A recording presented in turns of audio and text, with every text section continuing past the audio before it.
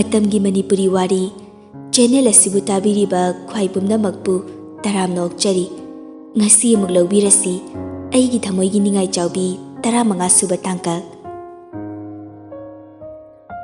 ahangba sangbanaba atiyada khanghaudana nong puba amuba leichelna kupsinkhibagum malkomna tharakliba message ki warol adu urubada haraukta yamna makalamna momon minok tamjaramba Pinky gi maithong adu awaba nungaitabana mahut sinkre sakfam khangan hanjili mapisu tapna sintharai tanja aduda malkom message amamuk thajilei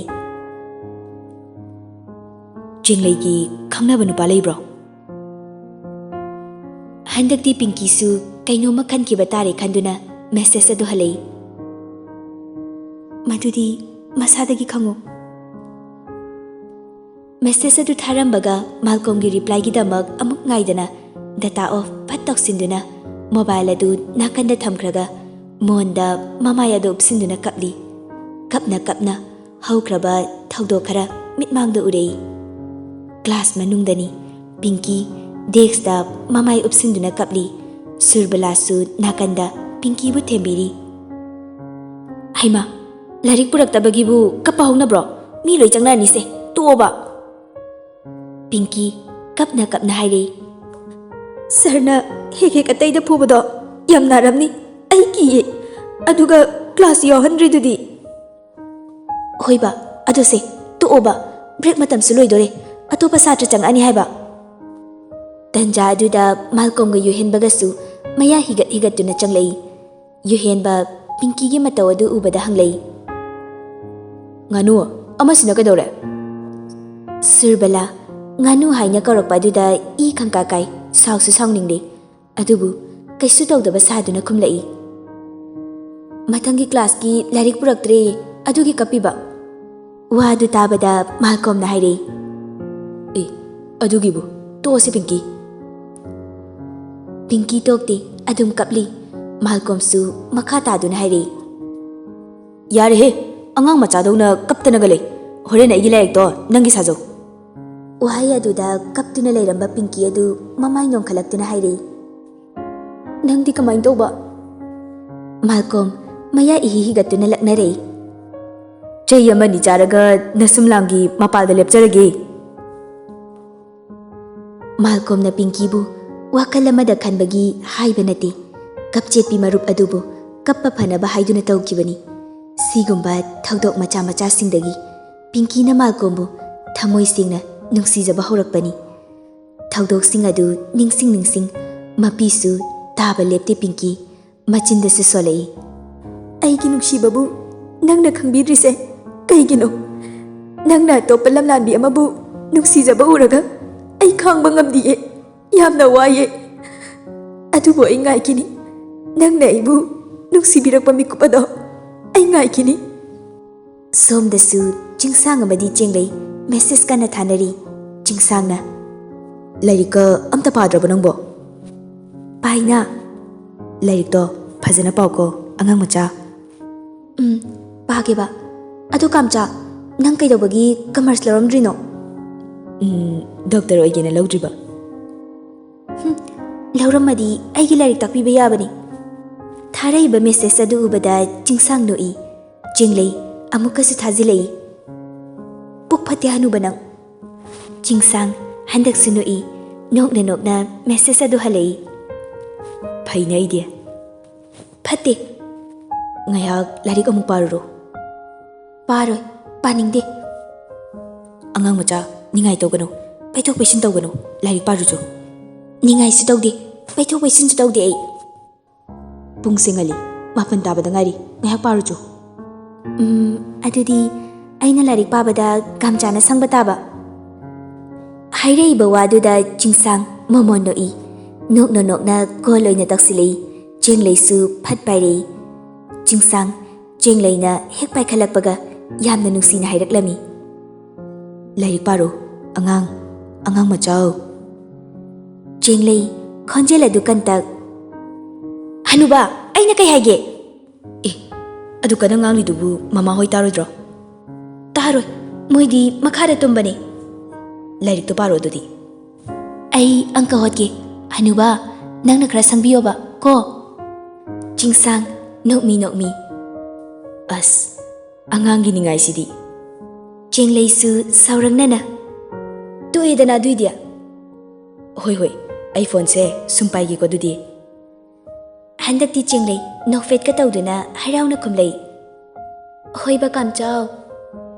Jingsang, jenglei gi mataw aduda thawai tana nui. Jenglei su thawai yauna angka hotli. Jingsang, jenglei gi mataw aduda thawai tana nui. Jenglei su thawai yauna angka adu hotli. Jingsang su kola du kakti. Hai ki bagi matung ina. Jenglei na larik tawriba adu mana sanglami. Pung tara khara helakpa duaida jenglei na nakhokpagi makhon tari. Makhon adu tabada. Jingsang nok na machinda su soli. Tum kramali ni tawrisi. Soradu amuktang sang na hondoklaga makata na nungsina amuk machinda solei. Sigumba ai yangang machagi ningai mayam asina. Eigi Thamoida haifam khangdaba haifam sungkang khangdaba ihullama tattana phauri. Makhutna thamoi mapada thamduna nofet tawna amuk makata rei. Punsi oina asigumba ihulasibu eigi thamoida phawan biyuko. Matam ado break ki matamni. Nupi mari adu canteen da famduna achapo chari. Pinky achapo charambadagi leplaga hairei. Jenglei ai kainum ta haigidana. Jenglei su chana adum khumlaklami. Hayo. Malcolmna nang nungsi hayi. Pinky na hairakpa wa adu tabada achapo charamba ahumado chap lepi. Pinky da ngakna karino haiba mityengna loini yenglai. Mityeng dugi atra khanglaba Pinky na makata na Malcolmna haiba wa sing adu loina tamlami. Pinky na wari adu liba hek loibaga Anjali na noklaga hairaklami. Is oiraroi mi akhoi dom cha oidoine. Pinky nokte yadraduna nokfet tamak tawrei. Nokningduna nokpa minok nati. Awaba maithong adubu khumnaba nokpa minokni. Awaba mabu lotsinaba mai khumni. Pinky gi mataw adu ubada jenglei su adum khangle. Mapal thongda nokcharabasu thamoi manungdadi nungaibagi mami tade haiba. Aduna icham chamna nokmi ga tawraga hairaklami. Aigidi mi leijare ko. Surbalasu khangningna. Mi dubu kanano. Khoi hanuba. Handak mukti ahumak phak nokthorei. Pinky su nokna. Kamcha tare adudi. Jenglei hoi haibagumna mangak adu nomai. Wakal nungairamdaba Pinky su kaisu hena khanjindre jenglei gi mataw aduna. Jenglei su tanja phanglabadi Pinky na Malcolmbu nungsijaba asi Malcolm masada haige khankre. Helena mamaga loinana acha thak mayam ama puduna jingsangi mayumda laklami. Kanan Kumar su Helena gi mapa sobaga loinana thabak ama chatkibana leitaba tanjani. Masigi tanja silauduna huran begi lichatpi mama macha adu laklibani. Sunanda su mama macha adubu harau na dum oklami. Ahum madu pulap living room da family. Helena makoina puraiba acha athak mayam adu Sunanda da piduna hairei. Senama yamdi. Yaman kreda si phawda. Bino su nofet ka tawduna. Kaino be madi udena. Madi school chatki domcha. Helena tanja chai khangde chade khangde hekta hairei. Ngandi leitro. Leye magi kada leikibani. Jingsang lei hairakpadagi phuk hawgalaga Helena jingsangi kadamna lai. Leiribasing aduda wahai amatasu hairamba nati. Sunandana su karisu haiba nanghauramdi. Helena pakhang leiba ka aduda karisu haidana hekta changlei. Jingsang su hiptuna leirambani. Adubu Helena na phut phawzilakpa aduda khangprek ekhangna ngakna yengduna lei. Helena su hek changakpaga phamung machi aduda ngek phamthaduna hairei. Kaino tumlaga ta leirabo. Helena gi mataw aduda jingsang hingkare haini hairoi khangdabidu haurakduna saurangnana hairei. Kaino Helena namai gadubu ikaiba kemta khangdrabo. Migi pakhang leiba kasida karisu haidana hekta changlaisibo. Helena, mina duk thina haira du phawada ikai ba khangba nate irang minok puba ama nok laga hairei. Kaino changba yadrabo haise? Mina uraga phajaba nate. Aikhoi khunai sida kari chatnari kaise amta khangdrabo nangbo. Helena, chingsangi pambomda set launa thaduna hairei. Mina kaisu uroi ko. Matang matam haiba ma leibani Helena. Migi kada changge hairabadi hana thongda nok tawbani khangde kaurakpani khangde ama tawgadabani adugi damaktani thong palise aduga nangna changlaiba ka sisu pakhang leiba kani nasung namanabi gi kanate yare sibu kaidawi haige jingsang asaw phathana bahona bada warakle makhutuna thonglomda thinduna hairei yamnemna thokra chalo Helena nokmi irang tawduna aina thoktradi namai kai khangdabai thabak da torno nasak tu yingde yam thuna thokro makhoi ani adu marai sum yanarei somdasu bino nokfet tawna wari maka samthari nakhoi di nungairi dana Sunanda manaw nupagi mataw makni Helena gi mawong dumakni amuk kari thokadra haina pakhatlabani adubu nokta yadraduna nokfet tawna khumlai nungairi indom jawidi Nungairi ado mau nangbu wa mata khanasine kaiwa noidom cha hera atai nate angang singi luhong kaihong bagi wanida wahai aduda Sunanda gyana dum tare adubu kari su khangdaba gyan tadaba saduna haire kana buno haise hera nanaw nupaga aikhoi gi naitong pokpisiga gi wanine adudo kamai toksige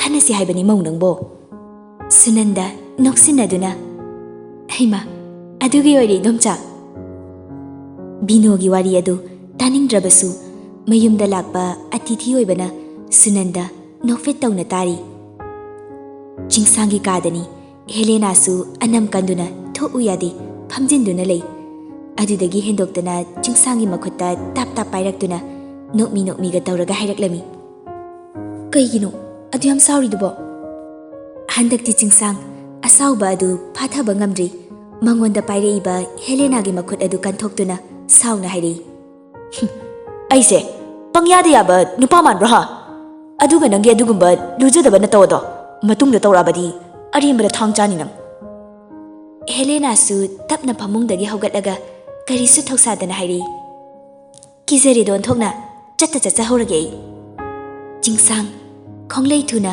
phamungdagi phatkum tharaga Helena gi khudang adu tapaiduna kagi mapanda thuna yangna puthorei aduga asauba adu phathaduna yamna lemna hairi nupi oiradi nupi mana leyo aduga mi oina poklurabanina ikai besu khara khango yam thina sungangning de dinaruba marup mapang oibana adubu nangi nawong sidi tasengna tukache wai khara se hairamduna thong adu gamlauna lonsinki Jingsang changkrabada Helena du usittaba minok ama noktuna machinda soli nangbo yi oidanadi kaidonungda tokloi Helena amuktang jingsangi kada nokfetongna yenglamlaba tungda makhada kumtharei binosu machanupina kumtharakpa ubada haire haima thoibadi Helena Sunandagi mamangda asauba du thokluba yadabana Kari su tawdaba saduna nokfet tawna hairaklami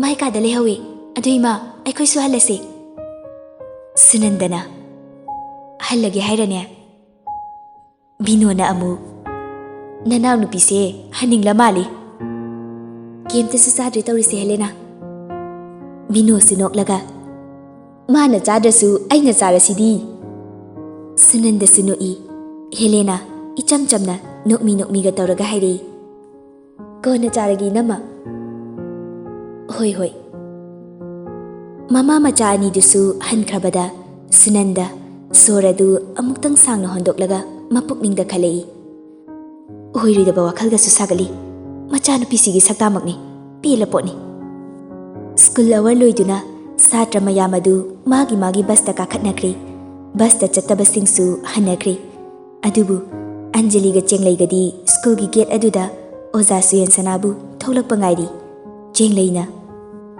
yabu yadoribo Kaido yaroidino. Sida butana bohana bada school gado bus da lak training asidi. Huran na nagi thabakti hai kraba.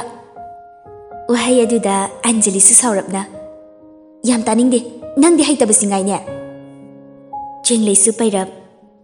Is aingon daga mo onsila ba.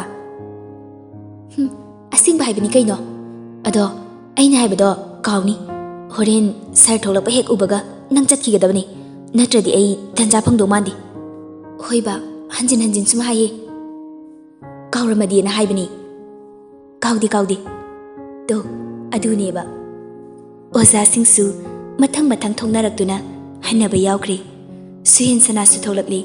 Madu ubada Anjali di phibam ga semdaga gari khamna ba haiduna sem saraga leikri. Machinda su hairei. Jinglei nang chalo si lady ai thok ta horagi. Mataw aduda jinglei su ingak ngak na yengli. Adudagidi gyan taraduna masu khumlei. Hoi chatlage. Wahai khara si hairamlaga jinglei su thuna yangna cycle adu thauduna chatkri. Ozaduna mana lepliba mapa adu hek yaurakpaga Anjali du makut o masawa tawduna thauraiba gari dugi mamangda phanekda chongsinduna tusili. Suhen sana su mataw aduda gari gi brake adu khangpa phaduna khami aduga ipa pakhana hanglei. Sokra Anjali. Suhen sanana adumnaga hangjilakpa aduda Anjali di machindagi ayo haina solei. Ayo ma. Mataw aduda Suhen sanasu pakhatuna gari dagi phatkum tharaklaga Anjalina phamduna leiriba manak aduda masu changsilei. Tapna phamtharaga hanglei. Kayam soke se doctor da chasi. Anjali mamit nama usinduna namana Suhen sanada yenglaga makutuna thamoi mapada thamduna nokfit tawduna hairei. Sida su esar yam naye. Suhen sana ngayakti tarang amada ngaktuna yengduna lei. Adudagidi gyan taraktuna phamlambadagi phukhagali aduga hairei. Kaidoromino sida. Anjali su phamlambadagi haugatlaglaga thawa sadana hairei. Airo sarngairamiba. Suhen sana pisumani du suktuna Anjali de yenglei. Anjali makhatana maraiga du konthaduna. Sir, ayum phaude thinbiramo. Ariambada naraiga du kakkani asi yam koning brabu. Ado thinbiramo ba. Kaino ne basta chataina nangbo. Anjali makut aniduna tungda punsinei makhong namana kari sutadaba lambi aduda kawba sanaduna mamaya du non tharaga nokfet ka tawduna hairei. Dadadi aina basta chatpaga se yam khanglamina. Dada kaina korokpa aduda Suhen sanadu khangpre khangi khangai hairei. Hey kaidigi dadano. Anjali nokmi tawduna tamu kau hairo adudi. Suhen sanasu manaba tanduna. Lao thinbiramage. Wahai aduda Anjali harauna Suhen sanada yenglaga hairei. Ha asingbagia. Phagi amuk tawkidro. Masi haiduna gari da kakhatuna gari adu start tawi. Anjali su phatka khatuna tonglei. Suhen sana gari adu tuminna thauri. Adubu tumin leiba haitabi Anjalina karan tauri. Dada ho dadao. Suhen sanasu saurapna. Tumin tongo. Nang nupi koi di hairo haibani dadao. Suhen sana kari su kumlakte. Anjali su mina kumlakte kaina tokpi banate. Makhatana adum ngangli. Hairo haibani. Wachoy ngangno. Anjali suklaga tumina phamkre wasu makha taraktre. Asum thorakpana Anjali hoigi leirak machilda gari adu khamlaba tung Suhen sanana hairei. Sidei changkro. Anjali phatkum thai aduga nanghoraroi matagumna hairei. Lambi supundana sarna ithinbireise ai nungsibeini haiba khangi amuk nungsidaba sarido. Wahai khara asi pedrong hairamlaga mamai adu hutleiduna chanchat tawduna chatkre. Suhen sana Anjali gi ingaw ngawjaba mataw aduda nokfet yengduna lehawi. Namit kharani haujinkre. Namidangi Pung tararom tarakpa adwaini. Chenglei, lairik paramba du toklaga, charge tagduna thamlamba mobile adu lauthoklaga, phamungda kakhalei. Hipna net on tawi. On hek tawbaga, notification mari laksili. Adudagi, notification bar dagi chingsangi message yawbra haiduna yengi. Yawramba ubada harauna pai. Lairik phajana pao. Aduga tumamdaida message amadi tharamu. Ningaichaobi. Khudakta WhatsApp ta changlaga message reply tawi. Lairik paba lore. Ado ai Ningaichaode ko. Message adu deliver ti tawi. Read ti tawdi. Chenglaisu machinda tablap na soli. Deliver ti tawi. Pung sungali. Reply torokpudi yaise. On lerapang ngai boina status tum yenge. Masi haiduna status sing adu yeng bahawi. Sum yengakpada yaizit kisu hek thengnari. Atay nati thamliba status adu. Jingsangna cheerda phamduna oi thangbagi khutsana. Pisum mapada nanboi paiboi tawraga nokfet yenglakpa mathangda kapa photo ni. Light blue gi long sleeve formal set ama litli. Black trousers ama setli. Black shoe matongi. Button thadokduna litliba white apron. Ngaksamda yaliba black stethoscope. Silver gi hand watch amasu oigi khudangda masana na siri. Yengbada aduki matik jinglemna phajaba haibadu oi. Mayam sigi mathakta rasi leina. Yaton kitang una nokliba minoktuna. Amuk ke hena magun hapli. Tasingna doctor amani haibada lemi. Caption dana iri. Hangkok manba isen doctor. PC na ay isamak. Isen doctor gina mabay doctor. Chenglei iriba caption na duda tarang chali. Karino haina laksin bangamdri makok macha aduna. Adudagidi photo adu amuk hanjin yengi. Machinda soli. Apron galitlaga stethoscope kayan basidi kaino. Asuk lem na phajaba. Nokliba khunok sidi nupi mem sa putu kelamani. Chenglei masi hairaga saurap tawna amuka solei. Sumai sum toradi nupi meyamna charong yalani. Masi khangniba ai lan tawgi. Kaido waino ba mana sumai tawrise.